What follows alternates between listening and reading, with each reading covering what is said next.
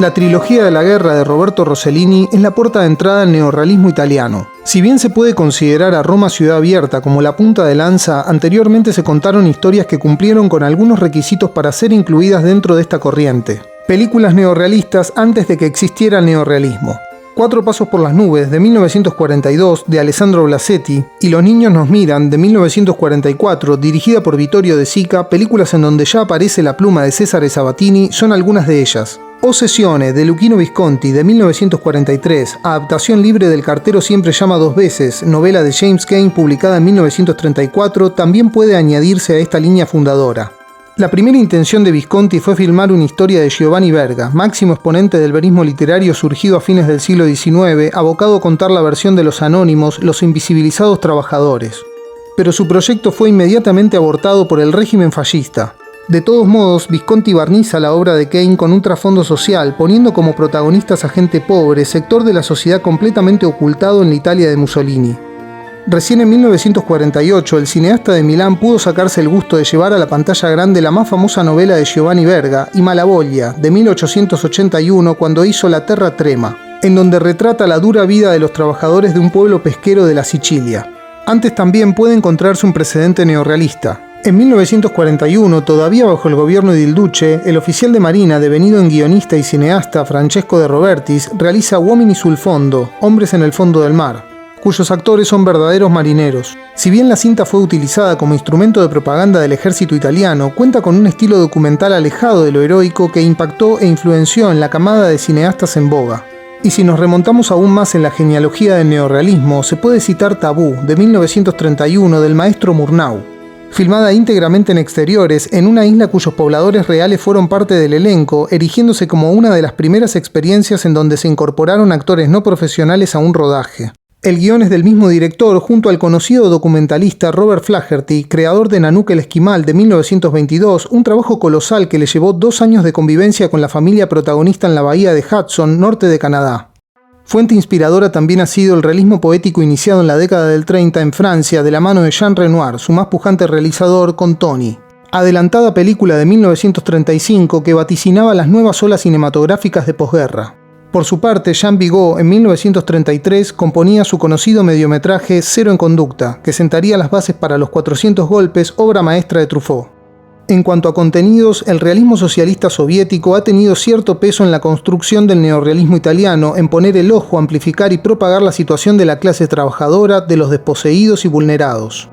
Un cine revolucionario para la revolución fue uno de sus lemas primordiales, reforzando la creencia de Lenin sobre la importancia del cine en materia de comunicación y concientización. Más allá del inmenso aporte a la propaganda política, la naciente generación de cineastas soviéticos asumió una tarea de exploración permanente.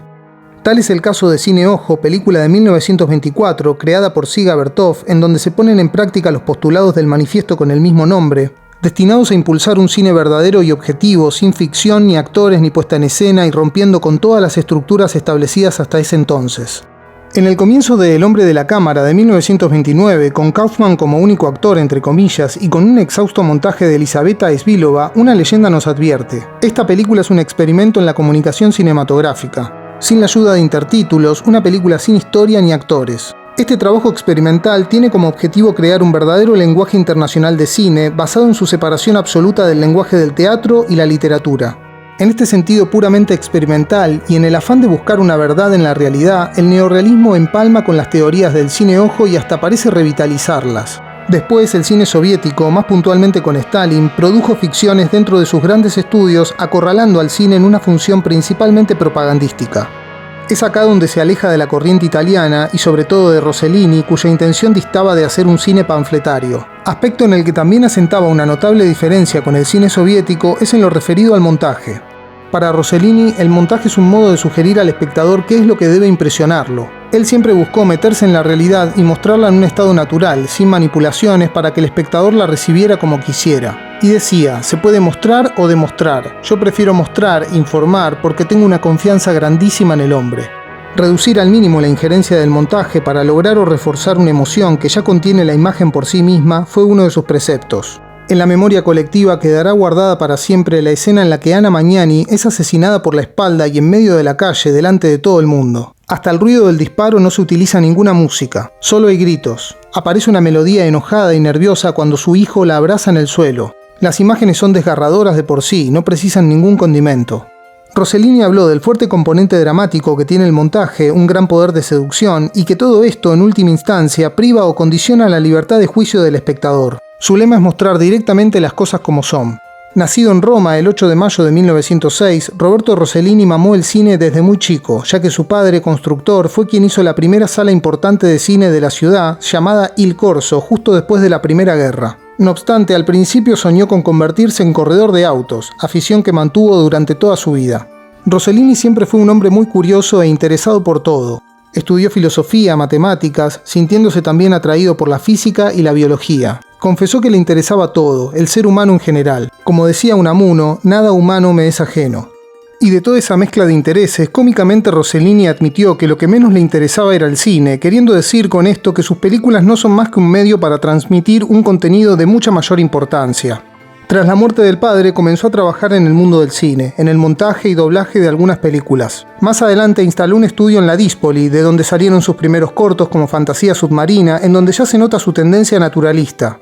Luego trabajó como colaborador en el guión de Luciano Serra Pilota, un drama bélico de 1938. Rossellini también hizo películas por encargo para el fascismo, como La nave blanca de 1941 o Un piloto retorna de 1942, producida por el hijo de Mussolini, Vittorio, editor de la revista Cinema, en donde escribían Antonioni, De Santis y otros tantos que luego protagonizaron el avance de una nueva forma de hacer cine en Italia. Roma Ciudad Abierta de 1945 abre el telón de la trilogía de la guerra, siendo la primera película rigurosamente neorrealista. Todo lo que estaba prohibido hasta ese momento está puesto en pantalla. La visibilidad de la clase trabajadora, los conflictos sociales y políticos, la pobreza y lo nefasto de la guerra. Con lo mínimo e indispensable, con dinero prestado y en parte obtenido con la venta de algunos muebles, con el boceto de un guión en colaboración con Federico Fellini, Alberto Cosilio y Sergio Amidei, escrito al calor de los hechos, Rossellini salió a las calles debido a que los estudios de Cinecittà estaban parcialmente en ruinas y ocupados por gente que había perdido sus viviendas, a filmar la historia de la resistencia italiana a la ocupación nazi durante 9 meses entre 1943 y 1944. La historia gravita sobre sus personajes encarnados por muy pocos actores como Aldo Fabrizi, Anna Magnani, Marcello Pagliero o Harry Feist. Roma Ciudad Abierta está hecha con descuido, con un lenguaje periodístico directo, con el apuro de documentar lo recientemente sucedido, apoyándose en la improvisación tanto actoral como técnica. Paisà de 1946, segunda entrega de la trilogía, es una película episódica, se divide en 6 partes o capítulos. Una estructura que los cineastas italianos repetían recurrentemente en su filmografía hasta convertirla en un rasgo propio. Como ejemplos pueden citarse las famosas comedias a la italiana, Amori di mezzo secolo del 54, I Mostri del 63, I Complessi del 65 y Nuovi Mostri del 77. Todas estas películas compuestas por cortometrajes realizados por distintos directores con un hilo conductor o una unidad temática. Cada una de las piezas de Paisà está ambientada en una zona de Italia, empezando por el sur y terminando por el norte, cubriendo toda la península itálica. Es la historia de la liberación, del fin de la guerra. En el episodio 2 se puede reflejar un tango. Un niño aprovecha que un soldado norteamericano está ebrio para robarle las botas. Cuando el soldado se da cuenta de lo que el niño hizo, lo agarra y lo lleva a su casa con sus padres. La casa como tal no existe y los padres del niño tampoco, ambos murieron en la guerra. El tango al que me refiero es 4 líneas para el cielo, orquesta de Alfredo De Angelis con la voz de Carlos Dante. Una música y una letra que erizan la piel. Cuenta cómo un chico de 7 años roba un ovillo de hilo para poder remontar un barrilete y hacerle llegar una carta a su mamá que está en el cielo. Si bien las situaciones son distintas, el tango es mucho más sentimental, el soldado norteamericano deja caer las botas al enterarse de la noticia. Algo parecido sucede en la letra de Reinaldo Giso, el librero le entrega el hilo al chico para que su carta pueda llegar. El tango probablemente sea el género musical más cinematográfico que exista en el mundo. Cada tango es una historia con una fuerte descripción dramática y visual, además de contener una desbordante poesía con un gran valor filosófico, ontológico, histórico y cultural. Paisà combina la ficción más realista con imágenes documentales entre un episodio y otro, consiguiendo un resultado lo más parecido posible al cineojo de la era soviética. Un estilo casi científico, llegó a decir Scorsese, agregando que Rossellini tenía una técnica que superficialmente parecía estar desprovista de toda técnica, dejando la cámara funcionando y haciendo un cine sin comentarios. Desarrollar un lenguaje lo más sintético y claro posible fue uno de los propósitos de Rossellini. Sus imágenes aparecen crudas, intactas, puras, con la confianza de que ellas son capaces de transmitir por sí solas la más diáfana verdad de la historia. En Paisà, Rossellini convocó a verdaderos soldados estadounidenses. Con respecto al trabajo con actores no profesionales, Rossellini muchas veces reescribió sus guiones en función de la gente con la que trabajaba. Alemania Año Cero, de 1948, está dedicada a su hijo Romano, que murió en Barcelona de apendicitis un año antes del comienzo del rodaje de la película. Esta cinta es importantísima porque la prensa había creado una imagen atroz, demoníaca de Alemania. Entonces Rossellini, con esa intención de querer llegar al alma de las cosas, fue a ver cómo era aquel pandemonium y la gente que vivía ahí.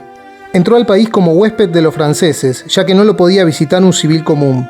Alemania Año Cero es clave, un documento histórico, un testimonio de las consecuencias inmediatas, irreversibles e irreparables de la guerra. Una guerra que no termina el día del cese de armas, sino que continúa a través de la lucha por la supervivencia en medio de la destrucción y la carencia.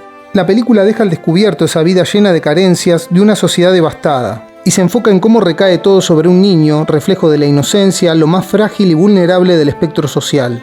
Esa vulnerabilidad se expresa constantemente, plano a plano. Alemania Año Cero va mucho más allá de capturar una ciudad en ruinas, sacándose los escombros de encima y de estampar postales imborrables en la memoria de la gente. Llega hasta el hueso y clava su mirada en lo más inadmisible de un conflicto bélico, la destrucción de la niñez, encarnación de la esperanza, flor de la humanidad. Rossellini dijo: el presente o el pasado pueden ser herramientas, pero para mirar el futuro.